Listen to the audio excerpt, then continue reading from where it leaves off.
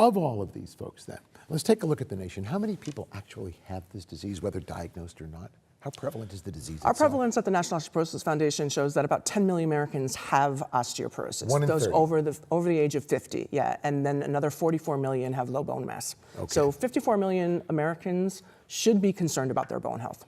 Well, we should all be concerned, but they some should should be very more concerned, than right. others. So when you take a look at this huge number, that's a lot of folks. That's a big number in terms of dollars and cents.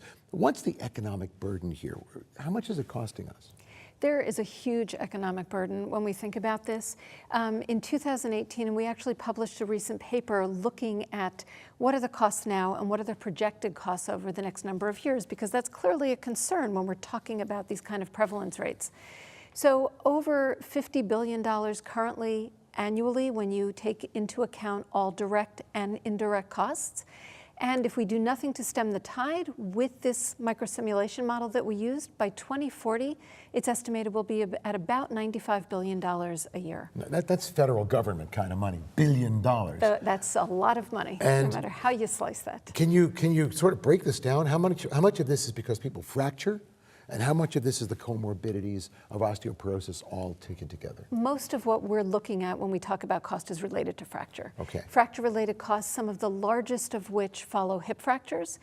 Inpatient hospitalizations, that drives the bulk of the costs, and then follow-up care, particularly for post-hip fracture patients where you're talking about the need for skilled nursing facilities, rehabilitation facilities, and nursing home. You know, where I work, and I'm sure it's pretty much everywhere, the mantra is hip fracture in, nailed within 24 hours, out. Because they know that once you're in and you're stuck, the cost goes up, both economically and personally. It's a terrible burden.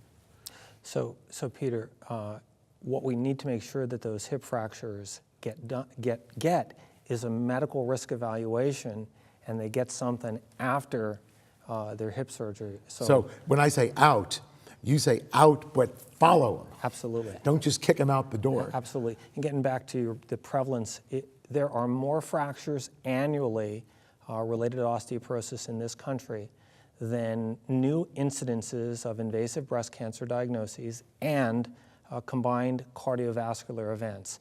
The condition suffers from, let's just say, a clearly unified national spokesperson, and it is just a bad thing. And when you see people in the hospital with fractures and back in the hospital with fractures and the morbidity and mortality, it is a very bad thing. Let me throw a softball up here, because something you said struck a chord. It's a disease of older folks, not necessarily old people, but older people. It's not millennials at this moment. Is it ageism?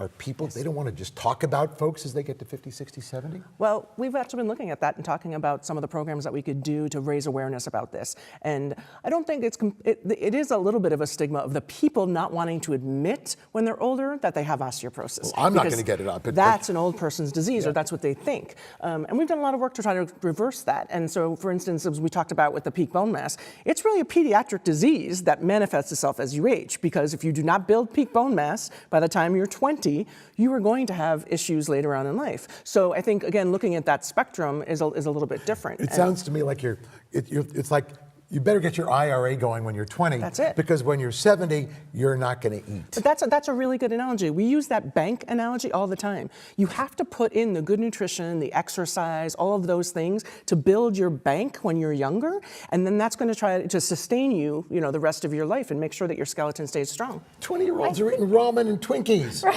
I think it's really important when you brought the point you just brought up. There's a stigma attached, right? Osteoporosis is not sexy.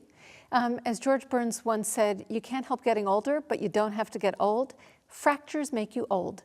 And so people don't want to think about osteoporosis and fractures. That's your grandmother's disease, that's somebody else's disease. So there is a lot of denial that goes on even following a classic osteoporotic fracture, right? Anybody who fell that way would have broken a bone. It was a really bad fall on a really hard surface. Someone who falls from a standing height should not break a bone. Usually that means that there's something else going on. Even while ice skating? Even potentially while ice skating, yes. Depends. This was a right? personal question. Unpublished data sound at all. depends. We talked a little bit about money here. What about the question that comes up, and you hear this from, I don't know, therapeutic nihilists, for lack of a better phrase. What's the cost of treating versus the cost of let them fall? Does it make sense financially, not in terms of humanity, but financially, to get on this, give them meds, get their bones stronger, and keep them from fracturing? It makes sense because, first of all, the data, most of our data suggests that patients who already have fracture benefit from our therapy. Most of our data is really secondary fracture prevention. We do not see people in the ER who fracture and not treat them. The cost of the hospitalization and the cost, I mean, let's pick on hip fracture. So when you look at the cost of therapy and what we're trying to prevent downstream, while we've not easily and convincingly been able to show that we're doing the right thing in that regard, I think over time we'll be able to show that. If you look at the projections, I mean, that we're talking about, the projections are staggering, they're scary. And part of the issue with the patient who minimizes is they're not able to enjoy that point in their life. They want to be independent. They want to enjoy their grandchildren, whatever life phase, whatever they're doing. And what we see is the condition not only affects the patient and the immediate family, but the extended family. It has really far-reaching effects. I don't hear this question about many other diseases, which is, gee, I've got a left anterior descending 90% lesion. Let him infarct. But you do hear it sometimes about osteoporosis. What's up with that? Well, I think it's just really level setting, looking at bringing osteoporosis to the level that it should be recognized. We did a study several years ago that looked at the burden of disease as characterized by inpatient hospitalizations, and looked at that in women 55 years of age or older and compared it to rates of hospitalization for heart attack, stroke, and breast cancer. Inpatient care is not the only driver, but you can compare the data across sort of from a similar database. Osteoporotic fractures were by far much greater, both in terms of numbers, in terms of length of stay, and in terms of total costs than the other diseases. So part of it is really putting these on equal footing, and then realizing that you're right. If we screen more people and do more tests, and if we treat them, that raises the cost, but it doesn't come near to overtaking the benefit from reducing fracture costs. You know what I hear a lot from older folks? It's, gee, I put off everything until I retired. We were going to travel, we were going to do this, then I fell. And now I can't do anything. Right. And that, to me, is a tragedy. It really is.